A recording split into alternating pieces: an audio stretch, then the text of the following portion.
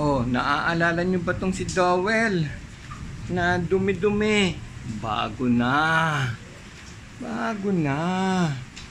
Oh, parang kabubukas lang galing sa kahon. Buwan.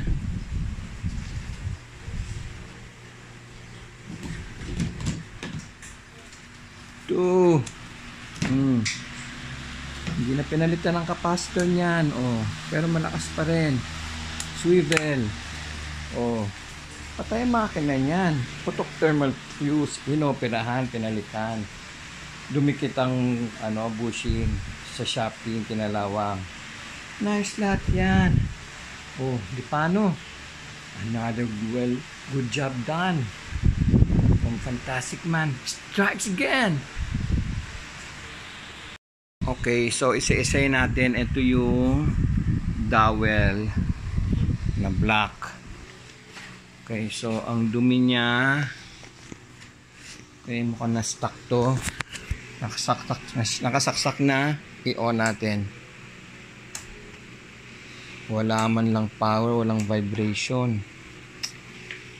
So, makapalaban tayo dyan. Putok. Okay.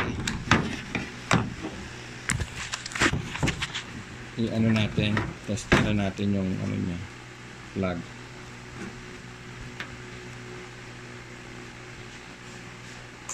Oh. Wala talaga. Okay. So, unang-una po, matigas. Matigas ang shafting. Mukhang nilagyan pa ng teflon yun. Matigas. So, maramang na pinaandar nang hanggang miski masikip ayaw na umikot. Hanggang ayun, nakita ko na po. Oh. Patid ang mga tali. Oh. Yan. So, nag-init ang makina dahil hindi umiikot ang LEC, napipigilan ng shafting. Putol ang mga tali. Ayan pa. So, pag ganyan, bakit huminto? Eh di, nag-init ang wire, pumutok ang thermal fuse. Bubuksan natin kung sana hindi sunog ang mga wiring na makina. Pag ganyan na nag-iinit, talagang mas prefer ko na palit tayo ng makina. Pero kung maganda pa naman yung wiring niya, hindi nasunog at pwedeng palitan lang yung thermal fuse, pwede rin nating check-in kung malakas yung makina, kung uubra. Okay, natanggal na natin yung tornilyo, pinahirapan ako nito, capacitor. Okay. Na-check ko na eh. Ang hindi gumagana pala yung common. So ibig sabihin putok ang thermal fuse. So buksan na natin, dahan-dahan. Kung maalala nyo, putok yung niya, tie wire. So kailangan natin ingatan. Tanggalin muna natin dito sa ibabaw. Yan. Oh. Silipin natin yung niya. Nako, ano ba to? Wala na yung lock niya. Nilagyan lang ng teflon, pati to. Dapat palitan natin yung yan, lock. O tapos linisan natin tong shafting. Ang tigas dito sa harap eh, oh. Kalawang. Kita ba? Kalawang. Anyway, madali lang yan. Tabi muna natin yan. Dito tayo ayan, oh. Dito tayo mag-focus sa nakalawit na. Nagawa na to eh. Gumalaw na nito eh. Okay. Oh. Sabog-sabog na.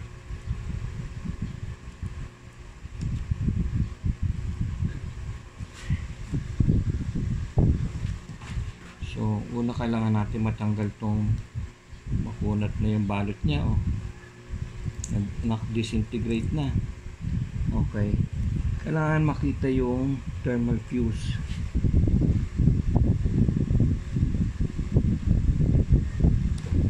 Okay. So para hindi matagalan, hanapin ko muna. Okay, so na-prepare na natin tong thermal fuse. Na-solder na natin dito. Nilagyan natin ng shrinkable tube na manipis at malaki. Tapos ipo-position lang natin dito. Ito ba? Ito tayo wire lang ulit natin.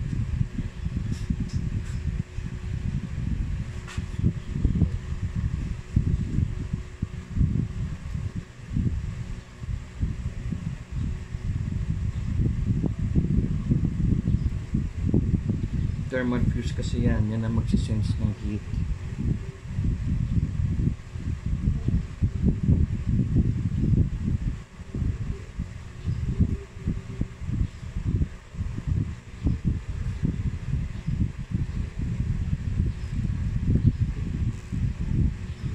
Yan. Isa pa.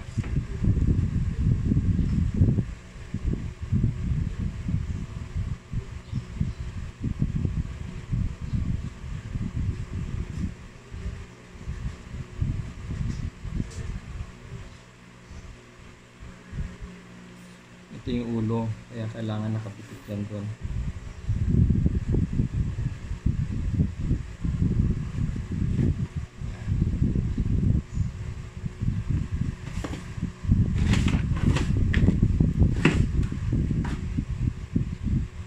Ilalabas natin yun.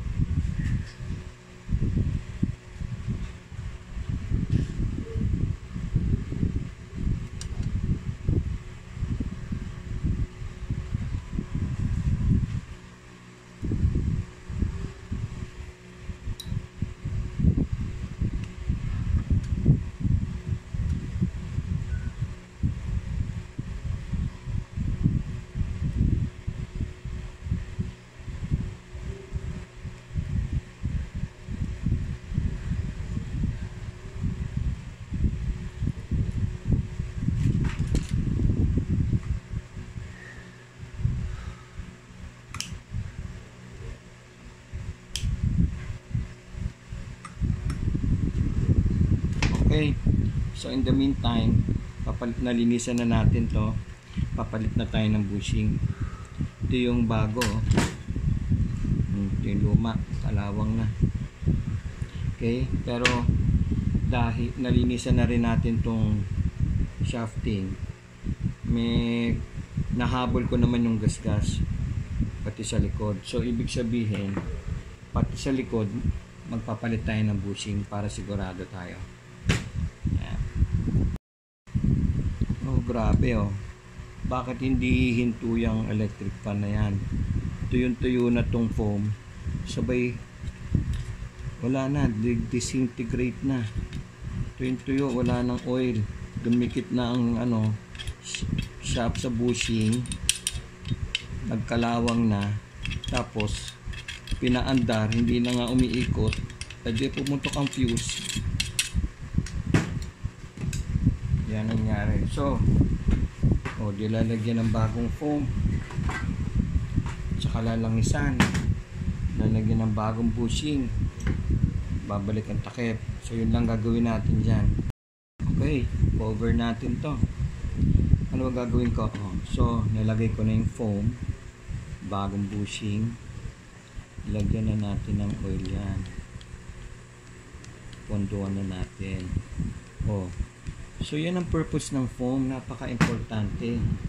Yan ang magbibigay ng lubrication. So ano ibig sabihin natin dyan? Kailangan nga ng tinatawag na general cleaning and maintenance. So kinabit na natin yun. Okay naman. Yan ang maghihigpit doon. Tapos etong lock niya. Paano kakabit yan? Kailangan maibalik natin yan ng maayos. Kanya-kanyang diskarte lang yan. Ito lang simpleng tool ko dyan. Hapan lang natin ng magandang pwesto. Yan. Ito lang simpleng tool ko dyan. Yung gilid lang, kailangan ko lang maipokpok.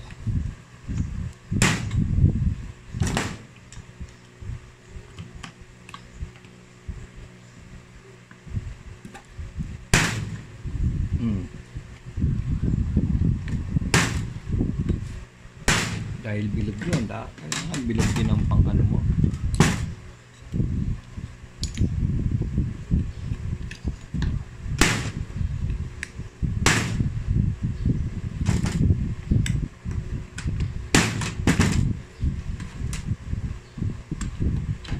Teka, bakit maluwag?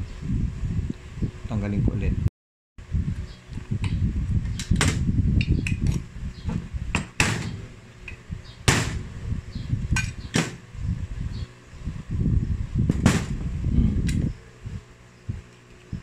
Mahigpit na. Yun, dapat hindi gagalaw yun. Pasok ko na lang po.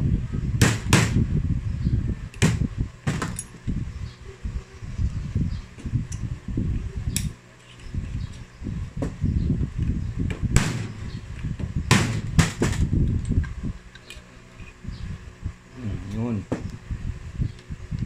Tapos na. Oh, ayos na. Number 1. Diba?